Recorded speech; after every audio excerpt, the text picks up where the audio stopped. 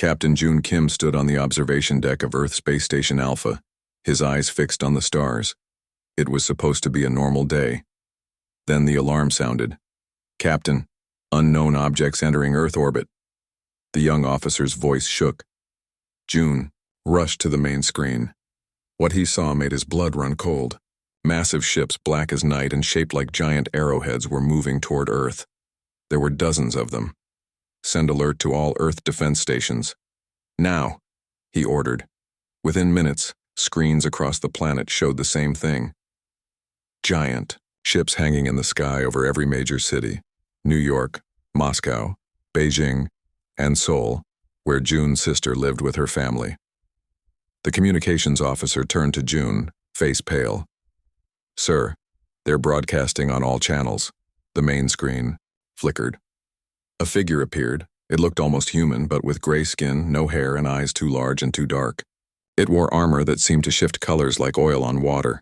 "People of Earth," the alien said in perfect English, "I am General Mach of the Vexari Empire. Your planet is now under our protection and rule. Your leaders have 7 days to surrender, formally. Resistance is—" The alien's mouth formed what might have been a smile. "Unwise." The screen went black. For 3 days, Earth's leaders argued. Some wanted to fight. Others wanted to surrender. The Vexari ships just waited, silent and still above the cities. Dr. Hannah Park hadn't slept since the ships arrived. In her lab at the Seoul Quantum Research Institute, she studied the scans of the Vexari ships over and over. "There's something strange about their energy readings," she told her assistant. "Look at these patterns." On her screen, waves of energy pulsed around the alien ships in regular patterns. "Their shields operate on quantum principles we've theorized but never achieved," Hannah said, pushing her short black hair out of her eyes. "But there's a flaw. These patterns suggest their system has a resonance frequency. If we could match it—" Her assistant looked doubtful. "Even if you're right, what could we do? Their ships are massive." Hannah didn't answer. She was already running simulations. On the 4th day, Singapore disappeared. June watched the footage in horror. The Vexari ship over Singapore had fired a single beam of light. Then the entire city was just gone. A perfect circle of destruction, 5 miles across. 3 million people, dead in seconds. His phone rang. It was Sung Ho, his brother-in-law in Seoul. "Have you heard from Mina?" Sung Ho's voice was tight with fear. June's heart stopped. His sister. "No. Why?" "She was in Singapore. Conference. I can't reach her." June closed his eyes. Mina. His little sister who had followed him into space science. Who had 2 kids waiting for her at home. "I'll call you back," he said, his voice hollow. That night, June broke protocol. He sent a secure message to Commander Tae-Woo Lee, his old friend from military academy and now Earth's top tactical expert. "Meet me at the old place. Bring someone who understands quantum physics." The old place was a small fishing cabin by Lake Han, where they had spent summers as young cadets. When June arrived, Tae-Woo was already there with a small woman June didn't recognize. "This is Dr. Hannah Park," Tae-Woo said. "She has a theory about the Vexari shields." Hannah didn't waste time with pleasantries. "Their shields operate on quantum resonance principles. If we can create a counter-resonance wave at exactly the right frequency, we might be able to disrupt them." "Might?" June asked. "It's theoretical. We would need to test it. And we'd need access to their ships," Tae-Woo added. "Close access." June looked out the window at the night sky, where the Vexari ships were visible as dark shapes blocking the stars. "My sister died in Singapore," he said quietly. "If there's even a small chance to fight back, I'm in." On the 6th day, Earth's leaders prepared to surrender. The alternative seemed to be more cities destroyed. June was called to a meeting with General Choi, head of the United Earth Defense Force. "Captain Kim, you're being reassigned," the general said. "Sir, when we surrender tomorrow, we will need officers to work with the Vexari to ease the transition." The general looked tired, defeated. "Your space experience makes you an ideal candidate." June kept his face neutral. I understand, sir. Do you? Because I need to know if you can follow orders, Captain, even orders you don't like. I always follow orders that protect Earth, sir. The general studied him for a long moment, then nodded. Good. Because I'm ordering you to take this. He slid a small drive across the desk. Dr. Park's research. Keep it safe. June's eyes widened. Sir? We're surrendering tomorrow, Captain, but that doesn't mean we stop being human. The general stood up. Dismissed. That night, June met Hana and Taewoo again. The surrender is just the beginning, Taewoo said. We need to build a network. People we can trust. We need to gather intelligence on the Vexari. And I need equipment, Hana added, to build a prototype of my resonance disruptor. June nodded. My new position will give me access, but it will take time. Time we may not have, Taewoo warned. On the 7th day, Earth surrendered. The ceremony was broadcast worldwide. Earth's leaders signed the agreement as General Mach watched with those two large eyes. His smile never reached them. You have chosen wisely, General Mach said. The Vexari Empire welcomes Earth as its newest protectorate. Your resources and people will serve the greater glory of the Empire. As the ceremony ended, Vexari troops began to land. They set up bases in major cities. Their technology was like nothing humans had ever seen. Weapons that seemed to bend light. Vehicles that floated without engines. Communication devices that worked instantly across vast distances. 1 month later, the true nature of Vexari protection became clear. Mining operations began around the world, stripping Earth of rare minerals. Humans were forced to work in these operations. Those who refused disappeared. Captain June Kim, now serving as a liaison between human workers and Vexari overseers, watched it all with cold fury. But he played his part perfectly, the cooperative officer, helping to keep the peace. At night, he smuggled equipment to Hana's hidden lab beneath the ruins of Daejeon. He passed information to Taewoo, who was building a resistance network across continents, and he remembered Singapore, remembered his sister. The Vexari thought humans would bow forever. They were wrong. 3 months had passed since the Vexari took control of Earth. The world had changed. Cities once bright with lights now stayed dark at night to save power for Vexari mining operations. People walked with their heads down, afraid to meet the eyes of the alien soldiers that patrolled the streets. June Kim watched it all from his office in Seoul. As a liaison officer, he had his own desk in the Vexari command center. They thought he was helpful, cooperative, broken. They were wrong. Report, Captain Kim, said Vexari Officer Loon, walking into the office. Production numbers from Mining Zone 7 are down again. June stood and bowed slightly. A sickness has spread. Among the workers, sir. Many are too weak to work full shifts. Replace them. We have brought in new workers, but they need training. The equipment is complex. Officer Lun made a sound like stones grinding together. Humans. So fragile, so slow, to learn. He turned to leave. Fix it, Captain, or I will fix it my way. When the alien left, June sat down and wrote a quick note on his tablet. Zone 7 safe for now. New shipment tonight. He deleted the note immediately, but the message had already been sent through the hidden network that Commander Taewoo Lee had built across the planet. That night, June drove a small transport truck to Mining Zone 7. 2 Vexari guards stopped him at the gate. Inspection, one said. June nodded, keeping his face calm. Medical supplies for the sick workers, approved by Officer Lun.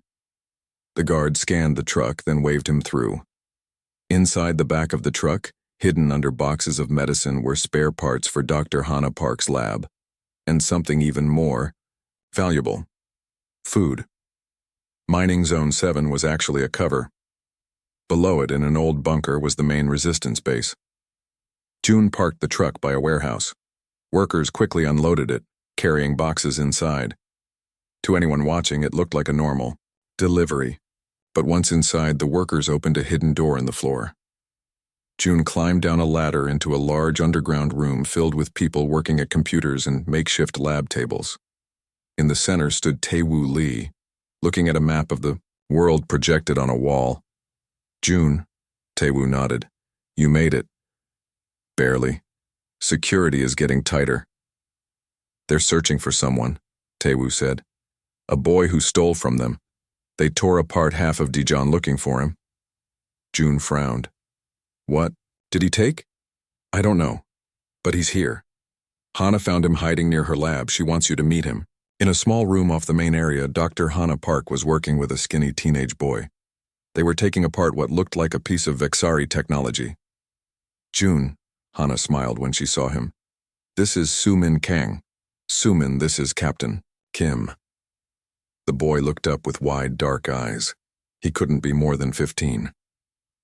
"Captain," he said quietly.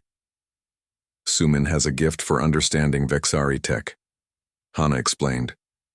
"Show him, Soo-Min." The boy pressed something on the device they were working on. It lit up with strange symbols. "It's a quantum communication node," Soo-Min said. "The Vexari use it to talk to ships in orbit. I took it from a patrol." "You stole from a Vexari patrol?" June was shocked. "That's why they're tearing the city apart?" Soo-Min looked down. "They killed my parents last month, said they were hiding food." His hands shook. "I wanted to fight back." June put a hand on the boy's shoulder. "I understand, my sister died in Singapore." Hana touched the device gently. "This node is the missing piece I needed. With it, I can finish the resonance disruptor prototype. Will it work?" June asked. "In theory, yes, it should disrupt their shield technology, but only at close range and only for small devices so far." She sighed. "To affect their ships would require a network of synchronized disruptors and access to their command vessels." "Impossible," June muttered. "Maybe not," said a voice from the doorway. A man stood there, tall and thin, wearing a translator's badge. June recognized him as Jiho Bei, one of the few humans allowed to work directly with high-ranking Vexari. "Bei," June frowned. "How did you get in here?" "The same way you did," Jiho said calmly. "I've been part of the resistance since the beginning. Tae-Woo recruited me." Tae-Woo appeared behind Jiho. "Bei has access to Vexari command meetings. He's our most valuable spy." Jiho stepped into the room and lowered his voice. "I have information. The Vexari are not as united as they want us to believe. There's a faction that disagrees with the Emperor's expansion policy." June's eyes widened. "Rebels within the Vexari?" "Reformists," Jiho corrected. "They believe conquering and stripping worlds is wasteful. They want trade partnerships instead." "Why would they help us?" Hana asked. "Because Earth is becoming a problem for the Emperor. Our small acts of resistance are spreading. The cost of controlling us is growing. If Earth becomes too much trouble, it could strengthen the reformists' position." Tae-Woo looked thoughtful. "So, we need to become more trouble." "Yes," Jiho agreed. "But not just random sabotage. We need to show the galaxy that humans will never accept Vexari rule. That we're not worth the cost of controlling." For the next month, the resistance planned. Hana finished her prototype disruptor, a device the size of a small radio that could temporarily disable Vexari technology within 20 feet. Using stolen parts and Soo-Min's help, they built 50 more. Resistance cells around the world prepared for coordinated strikes. They called it Operation Sunburst. The night before the operation, June couldn't sleep. He walked through the underground base, watching people make final preparations. He found Hana in her lab, still working.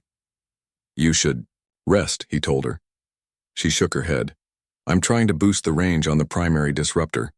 The one for tomorrow." "Will it work?" Hana looked up, her tired eyes meeting his. "It has to."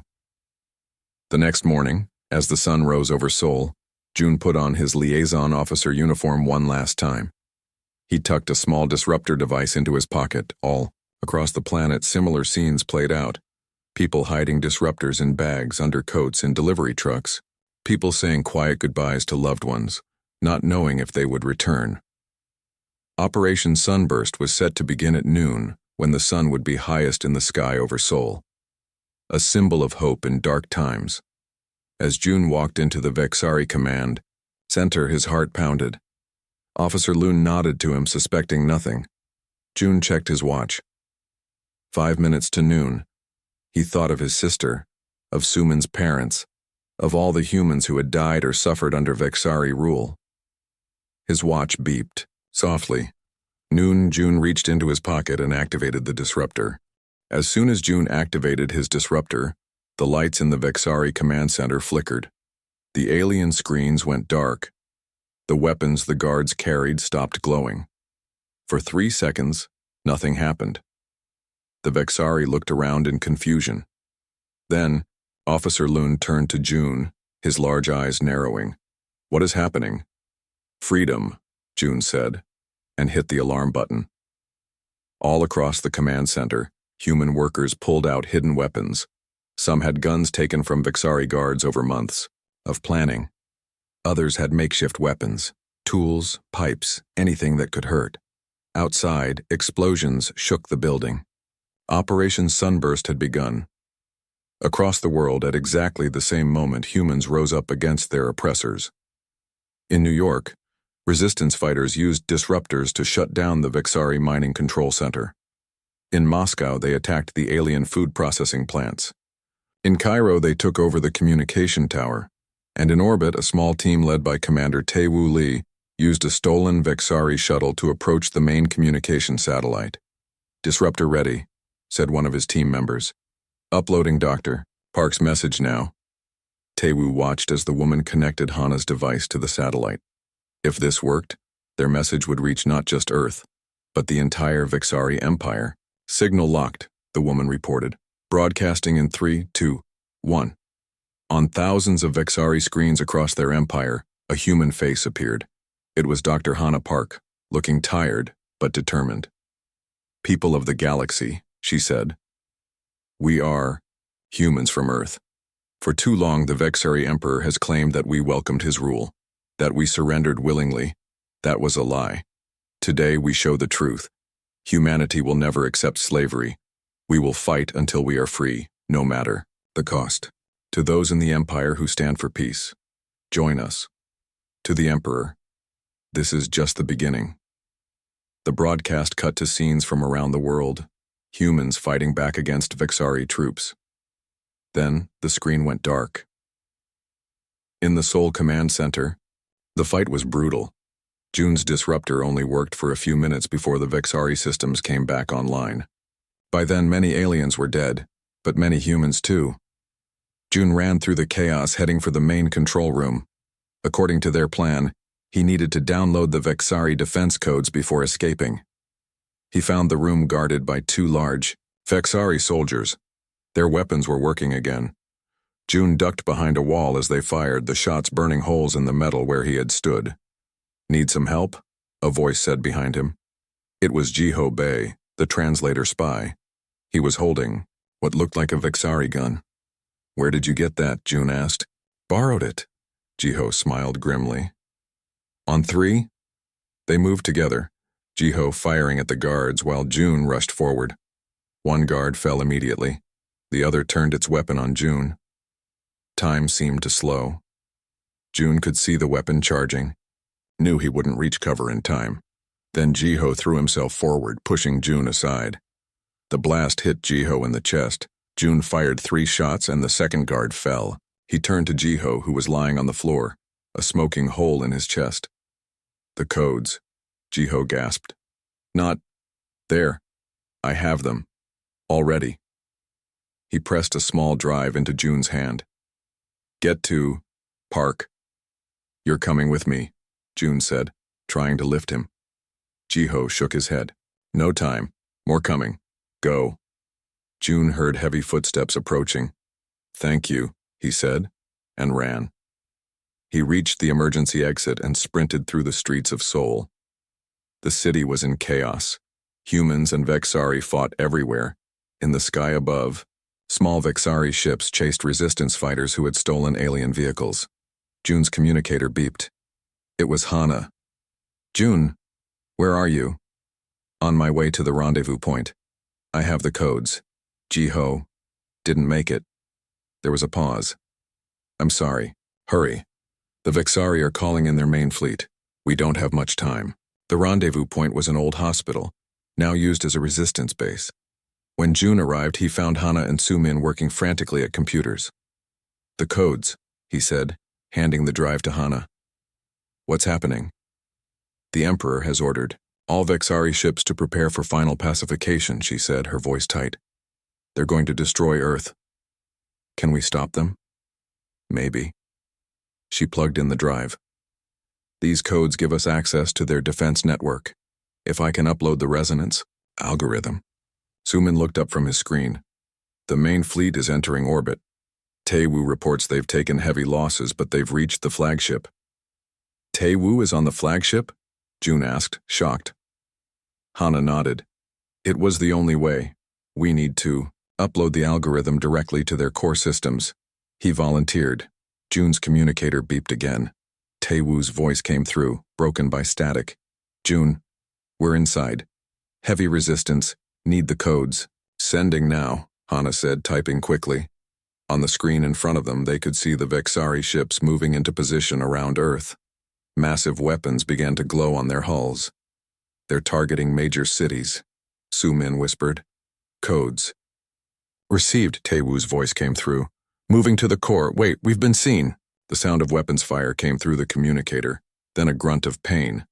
Taewoo, June shouted.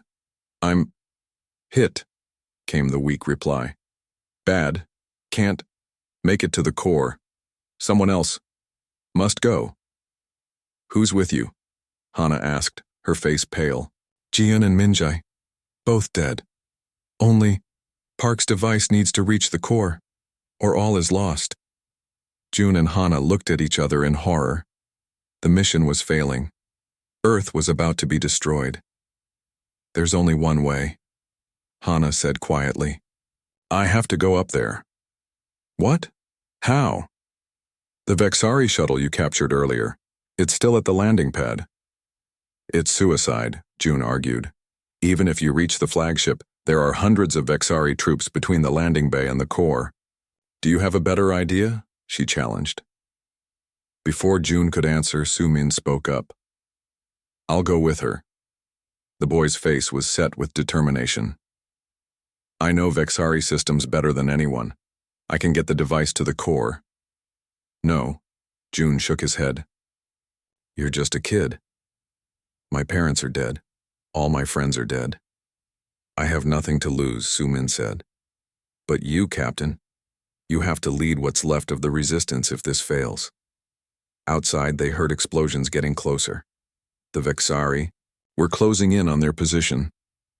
Hana put her hand on June's arm. He's right. We have to try. It's our only chance. June looked at them both. These two brave souls willing to sacrifice everything. Then he straightened his back.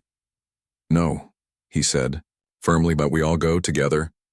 The stolen Vexari shuttle shook as it left Earth's atmosphere. June sat at the controls, his hands tight on the steering rods. Beside him, Hana checked her equipment one last time. In the back, Sumin worked on a small device, a more powerful version of the resonance disruptor. 5 minutes to the flagship, June said. Are you ready? Hana nodded. The algorithm is loaded. We just need to reach the core. Through the front window, they could see the massive Vexari fleet.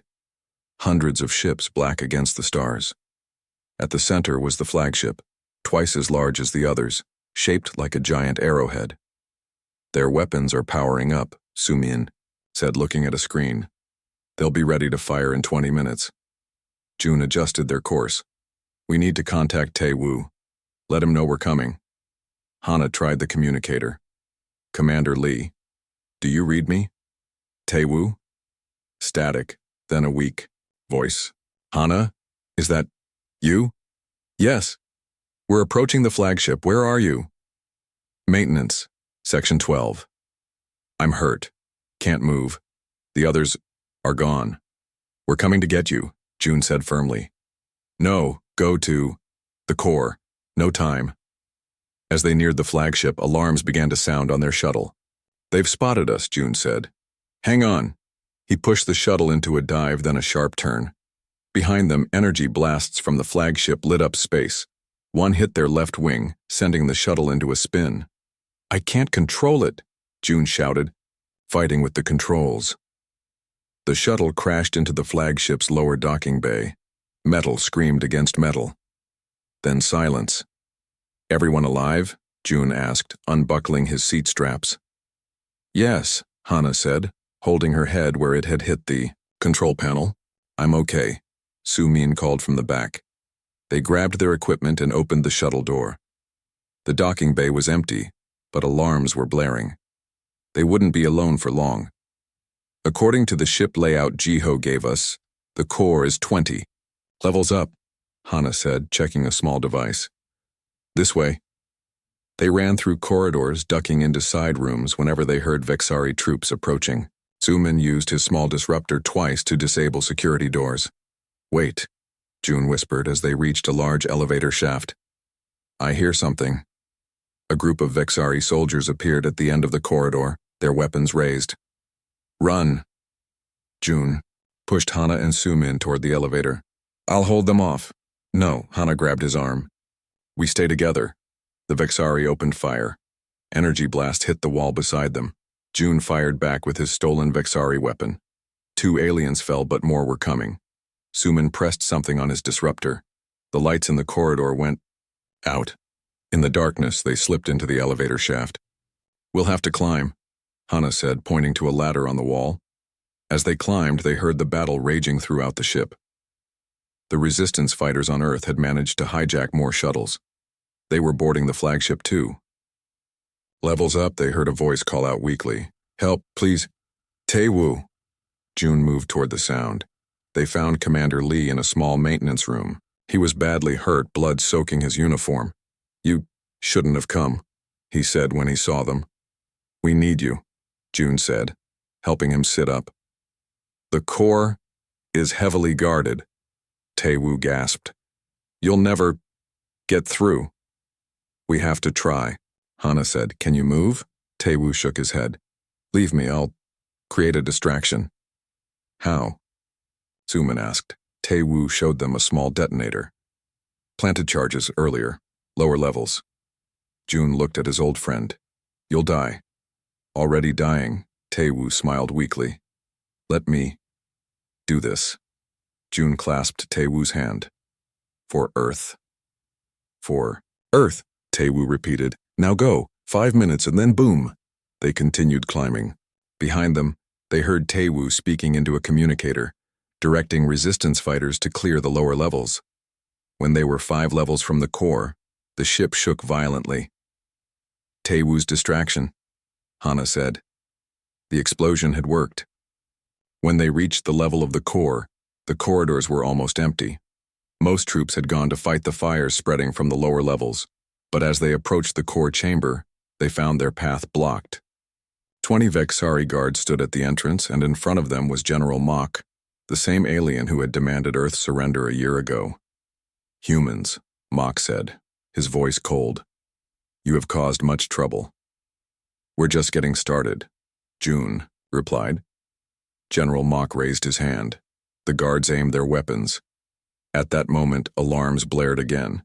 A voice spoke over the ship's communication system, in Vexari, then in English. Attention all Vexari. This is Sub-Commander Vex of the Reform Movement. The Emperor has violated our oldest laws. He plans to destroy a world that can be peacefully integrated. I call on all true Vexari to stand down. Do not fire on Earth. The guards looked confused. Some lowered their weapons. Traitors, General Mach shouted. The Emperor's word is law. Not anymore, said a new voice. From a side corridor stepped Jiho, but he looked different. His human features were melting away, revealing gray skin and large dark eyes. You, General Mach hissed. Sub-Commander Vex at your service, Jiho, or rather, Vex, said with a small bow. I've lived among humans for months. They are worth saving, General. You were dead, June said, staring in shock. I let you think that, Vex said. I needed to contact my people without suspicion. Many of the guards had now lowered their weapons. Completely. They moved to stand beside Vex. General Mach looked around, then raised his own weapon. "Then I will destroy Earth myself." He fired at June. Vex pushed June aside and took the blast. He fell, wounded but alive. In the confusion, Hana and Su-min slipped past the guards and ran for the core chamber. June and the reformist Vexari engaged General Mach and his loyal guards. Inside the core chamber, Hana looked in awe at the massive crystal structure that powered the flagship. It pulsed with blue energy. "There," Su-min pointed to a control panel. "We need to connect the disruptor there." As Hana worked to connect their device, the ship shook again. Through a viewport, they could see other Vexari ships firing, some at Earth, others at each other. The reform movement was spreading. "Ready," Hana said, stepping back from the panel. "When I activate this, it will send the resonance wave through the entire fleet. Their systems will shut down." "What about us?" Su-min asked. "We're on their ship." Hana smiled sadly. "Emergency systems should keep life support running long enough for evacuation." "Should?" "No guarantees in war, Su-min." The boy nodded bravely. "Do it." Hana pressed the button. The core crystal flashed brightly, then dimmed. Throughout the ship, lights flickered and died. The hum of engines faded to silence. Across Earth's skies, the massive Vexari ships lost power. Their weapons stopped charging. Their shields failed. Some began to fall, entering the atmosphere where they burned like giant meteors, turning the sky to ash. But unlike Singapore, these falling ships were empty. The reformist Vexari had teleported their crews to safety. 3 months later, June stood on a hill overlooking the rebuilt parts of Seoul. Beside him stood Hana and Su-min. "The Vexari Reform Council wants to meet next week," Hana said. "They're offering technology, aid for rebuilding." "Can we trust them?" June asked. "Vex says we can. Half their fleet supports the reforms now. Below them, people work to clear away debris from a fallen Vexari ship. Already they had learned to use some of the alien technology. Humans were adaptive. Survivors. "I miss Tae-woo," Su-min said quietly. "Me too." June put his hand on the boy's shoulder. They looked up at the sky, now clear of Vexari ships. The ashes had settled, the clouds had returned, and beyond them stars waited. "What now?" Su-min asked. June smiled. "Now we rebuild. Then we join them out there." He pointed to the stars. "As equals. Not as servants." Hana took his hand. "And we remember those who made it possible." At the top of the hill stood a simple stone memorial. Carved on it were names: Tae-woo Lee, Mina Kim, and all others who had died fighting for freedom. Beneath the names were words that had become Earth's message to the stars: humanity will not bow.